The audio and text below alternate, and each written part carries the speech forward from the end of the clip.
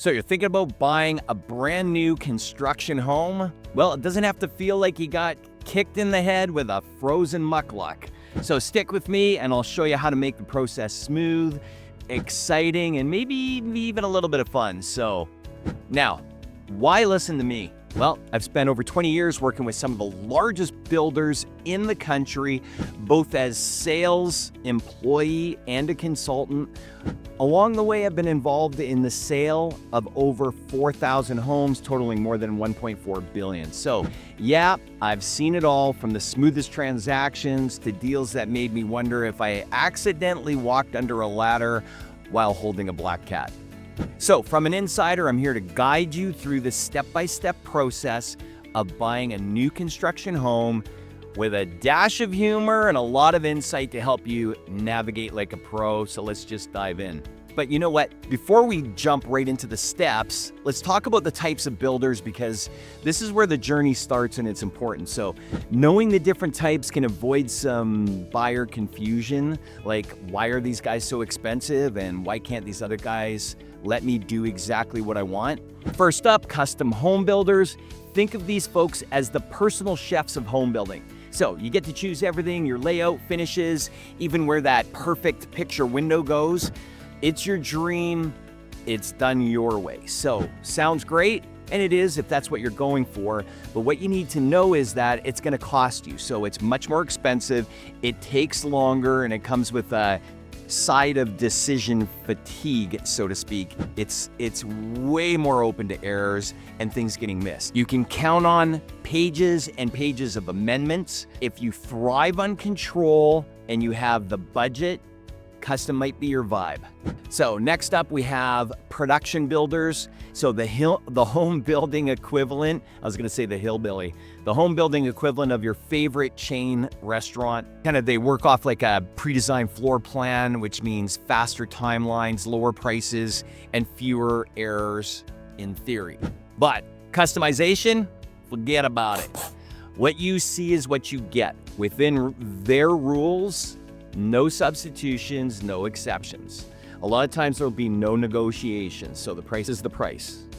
Albeit, when times are slow, they need to move product for the stockholders, so you may find some crazy deals. Fiscal year end, some of these guys have to move such and such number of homes prior to their fiscal year end, and you might get a great deal on a spec home. Just don't expect them to make any changes. It is what it is. So that's the trade-off. So finally, there are semi-custom builders, the Goldilocks option. You get the efficiency of pre-designed plans, but with the freedom to tweak a few things like adding a bonus room, upgrading the kitchen, or splurging on that walk-in shower. It's the sweet spot if you want some flexibility without blowing your budget. It's the sweet spot. Now here's a secret. If you try to make the builder something they are not, you're gonna hate the process. Don't try to get a custom home with a non-custom builder. You will 100% hate it, absolute regret. If you wanna do custom, you gotta pay the piper. Oh, one more thing before we get right into the steps. This is gonna sound like a shameless plug, but hiring a realtor who's got your back is one of the smartest moves you can make. When you walk into that shiny model home, the smiling salesperson, they're super nice, but they're working for the builder, they're not working for you. Sure, they might offer you a drink and some candy. By the way, that's a psychological influence tool called reciprocity, by the way. But let's be clear, they're not there to protect your interests. A good realtor, on the other hand, is your guide and your advocate and your BS detector. Plus, in most cases, the builder covers their fee, so you get all that expertise without the extra cost. Why wouldn't you want somebody in your corner? So now that we've covered the basics, and I promise to be brief, let's jump into the step-by-step process. Step number one, get a pre-approval for a mortgage. So unless you are financially free, you're currently mortgage-free, guys, don't do this without a pre-approval, and a real pre-approval. So yes, they need to check your credit, okay? This is the foundation of your home buying journey. Without pre-approval, you're basically window shopping. Getting pre-approved tells you exactly what you can afford, whether you're looking at a detached home, semi-detached, or a townhome. Plus, when you walk into a sales center and you say, hey, I'm pre-approved, The sales consultant knows you mean business, and trust me, they will treat you differently. It basically states you have your poop in a group. By the way, little side note, some people think, God, don't tell the salesperson what you're pre-approved for, or don't tell them, how much you want to spend or whatever. But honestly, they're not going to bring out a different book with different pricing knowing what you're pre-approved for. Just when we get into the other steps, I'll explain this a little bit more. Ask some personal questions, but there's a good reason for it. So don't forget, you're always in control. You never have to buy anything if you don't want to. Step number 2, define your wants, your needs, and your must-haves. So this is where the fun, or let's be honest, maybe the arguments begin, right? So start by nailing down your must-haves. How many bathrooms do you need? Is home office essential? Are you fine working from the kitchen table until your back reminds you it's not? That's a problem for me. What about a garage? Do you need space for 2 cars? Or are you just looking for somewhere to hide all the stuff you can't fit in the house? Then move on to your nice-to-haves, the features that would be great, but won't leave you crying if you don't get them. Maybe a vaulted ceiling in a bonus room, or a kitchen that looks like it came straight off a cooking show, but everybody kind of wants that. And don't forget your lifestyle. Are you planning to expand your family? Do you need a big yard enough for your dog to live in their best life? Or are you moving away from your kids because that's the only way you can get them out of the house? Are you dreaming of that house that screams, I host amazing parties? So getting clear on all this stuff will save you from walking into a home later and thinking, wait, why does this have no closets? Step 2.5, do some online research. So now's time, grab a coffee or a glass of wine, no judgment here, start clicking. Think of it like online dating, but for community. You're gonna look at what really matters to you. Are you after parks where your kids or dog can burn off energy, good schools, or a neighborhood where you can walk to a coffee shop that doesn't serve you latte and a paper cup? What's the commute like to work? Is there a gym close enough that you'll actually go to? And here's a pro tip, check out future development plans. That peaceful green field you love now might turn into a Costco parking lot by next year. Maybe you like that, I don't know. Unless you're really into bulk shopping, do your homework. Step 3, visit the sales center and tour the show homes. Obviously, now it's time to see what these builders are made of, literally. Go through the show homes first, and while you're touring them, obviously enjoy them, see what you like, but let's pay attention to the craftsmanship. Is the paintwork clean, or does it look like a toddler was let loose with a roller or crayons? Are the cabinets straight? Does the flooring feel solid, or does it creak like an old haunted house? Now that can be explained with settling, but if that model home has flaws, imagine what the finished product might look like when they're not trying to impress you. On the other hand, no home is perfect, so don't go in with a magnifying glass or anything. Trust me, you will never build or buy a house again because no home is perfect, but they can be close to perfect.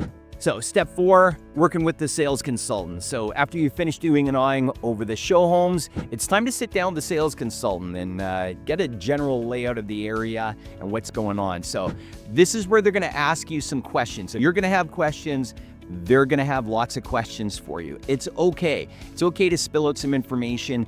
It's on a need-to-know basis, and they actually need to know. The more they can find out up front, the more they can funnel down and not waste your time and their time. So here they're gonna ask you some real questions. What you love about your current home, and more importantly, what makes you wanna throw a chair through the window. A good consultant will take all this info, they may go deeper, they're gonna sprinkle in some sales magic, I guess, and show you the floor plans available, lots that meet your needs and wants. They'll also explain premiums for things like being in a cul-de-sac or having a lot that backs onto a green space. Basically, they're saying, do you want privacy? This will cost you a little more. Step 4.5, I just added some stuff in here. Narrow down your options and gather the details. Now the real fun begins. If you're in a balanced market, you got time to take some notes, compare your options, and casually make some decisions. But if you're in a hot market, what's here today might be gone tomorrow. So trust me, I've seen it happen too many times. Buyers wait too long and that perfect lot or floor plan vanishes. On the flip side, if you're someone who makes snap decisions, Sometimes it all clicks and you're signing a purchase agreement before your coffee's gone cold. At this stage, you're only locking down the home and the lot. Finishes and upgrades come later, so don't stress about every little detail right now. Before you leave, gather all the info, floor plans, pricing, upgrades, and promotions. And if you're not a fan of paper, have them email it to you. So otherwise, you're gonna end up with a massive stack. I like all the paper because I like to go through it all over my desk and make choices.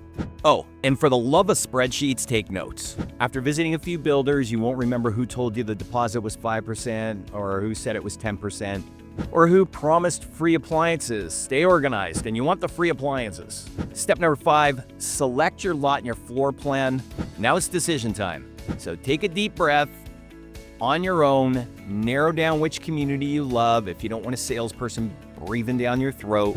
Which floor plan makes you feel like royalty, which lot works best for your lifestyle, then book an appointment with the builder and your agent, of course, or have them do it to finalize everything. Choose your lot based on location, views, yard size. Keep in mind that premium lots, like ones backing onto parks, come with a price tag. Then pick your floor plan, make sure it fits your lifestyle and your budget with room for upgrades, if needed. Finally, ask about customization options like adding a bonus room or a finished basement, and confirm the deadline for those decisions. So the deadlines are important. Builders won't wait for you to decide on the vibe forever. You've got to hit that deadline. Now listen, here's a little bit of advice for you.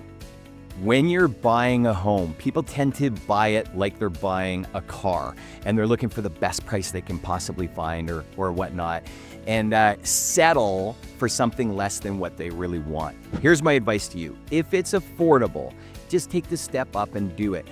A home is an investment. It's not only a place where you love to live and you're gonna enjoy it, but you work hard every day, so you might as well get what you want so you come home every day and enjoy it and raise memories with your kids and things there. So don't feel bad about spending a little bit more. Spend a little less on that car and get what you want and enjoy it. Trust me, you will thank me in a few years from now because it'll feel like nothing. So look, guys, by following these steps for buying, purchasing a brand new home, pre-construction or a spec home, and by no means is this all the details and the end all. It's just a real general step-by-step process when you're buying a home, just to get you going and to get you feeling like a little bit of a seasoned pro. So whether you're the kind of guy or gal who likes to make decisions in 5 seconds, or someone who likes to sleep on it for a month, staying organized and informed is your key to finding your perfect home. Hey, I'm working on getting to 500 subscribers, so if you enjoyed this video, do me a favor, hit that like button, hit the subscribe, and share it with someone who needs a little home buying guidance. Oh, and don't forget to check out the link in the description for another video that you might like, the top 10 mistakes buyers make. So trust me, you don't want to miss that one.